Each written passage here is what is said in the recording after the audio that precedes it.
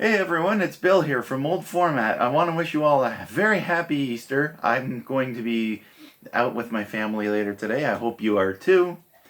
But today, that's not really why I'm posting this video. Today, this video is for MGK Boston. Mike at MGK Boston, who started a thread not too long ago where he wanted us to talk about albums that we were kind of sort of listening to when we were 12, 13 years old, roughly. I got a couple here that are from just a little bit before that, but I guarantee that they were spinning when I was 12 and 13. So we're supposed to pick five. I have my five in alphabetical order. Yeah, here we go. So first up, I'm going to start with Collective Soul and their self-titled follow-up album to their 1993 debut, Hints, Allegations, Things Left Unsaid. This is their 1995 follow-up, Collective Soul. This is the one that you would know for Gel and December. You may have heard like Smashing Young Man or Where the River Flows on the radio too. They're not super popular, but you may have heard them once in a while. So yeah, 95, 12 years old. And it was the album that really got me hooked on Collective Soul. I was a fan of Shine when that came out, but I wasn't really playing that one too much. It was definitely this one. I highly recommend it. It's one of my favorites of the 90s. Next up, here's Green Day and their 1994 album Dookie. So I was 11, but of course it carried over into my teens, my 12 and 13s, and so forth. And it's been one of my favorite albums since the 90s. Still listening to it today. Highly recommend it. And also, just really quick, my CD copy still has Ernie. I also have a vinyl copy where Ernie has been completely brushed out. Number 3, I'm picking Metallica and their 1996 album Load. I was kind of into Metallica at the time. I wasn't listening too much to Metallica in the 80s. I knew, like, Master of Puppets and One and stuff, and then the Black Album came out and I became familiar with, like, Enter Sandman and Nothing Else Matters, and it's on the tip of my tongue. Sad but true.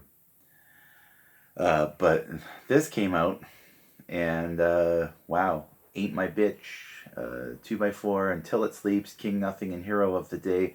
Those three alone were worth the price of admission. Those three were the three I was playing the most. And then as time went on, I grew to like Bleeding Me and Mama Said. So still a pretty solid album all the way through.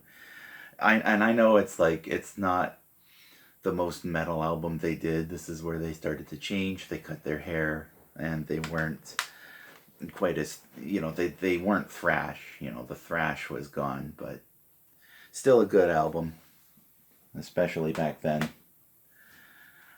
Last two, I'm going to go Queensryche. This is probably the oldest pick that I have.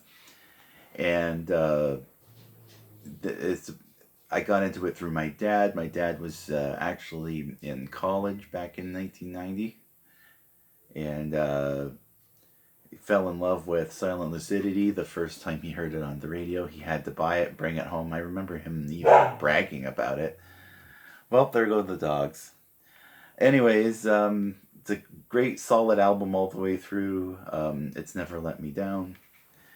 And yes, it was 1990. I was 7, and guess what? I'm still listening to it today. So I was definitely spinning it when I was 12 and 13. Finally, my last one, and I almost didn't show it because the last time I set this up, it was over here someplace, and I didn't feel like tearing this down because, by the way, these are what I was spinning this weekend. You can see there's Ozzy, Fleetwood Mac, Eddie Money, George Harrison, and Bread. But this is what I was listening to when I was 12 and 13. Super Unknown by Soundgarden. Came out in 1994. So it was out when I was 11, but it's like my favorite Soundgarden album, and like the album just blows my mind. I just remember listening to Super Unknown and Head Down for the first time, and those two songs together were a great combo. And the whole album, it opens with Let Me Drown, you get My Wave, Fell on Black Days, Mailman's okay. Like I said, Super Unknown and Head Down blow my mind. And I gotta tell you, Black Hole Sun and Spoon Man, which I think were the first two that I remember hearing on the radio. Uh, Black Hole Sun, let me show you something. This guy right here, Peter Frampton, Never Ever Say Never tour from 2024. I just saw that on the 15th, so we're only 2 weeks ago that I saw that. Peter Frampton did an amazing instrumental version of Black Hole Sun. It was amazing. It blew my mind. I was so happy. I was so happy with his rendition, and I'm happy that these guys managed to cough up the original. Again, one of my favorite albums of the 90s. Definitely spinning that nonstop when I was 12 and 13. So there you go. This is a thread for Mike over at MGK Boston. Please sub him up. Check out his channel. And have a happy Easter, everybody. I'm Bill from Old Format. I'll see you later.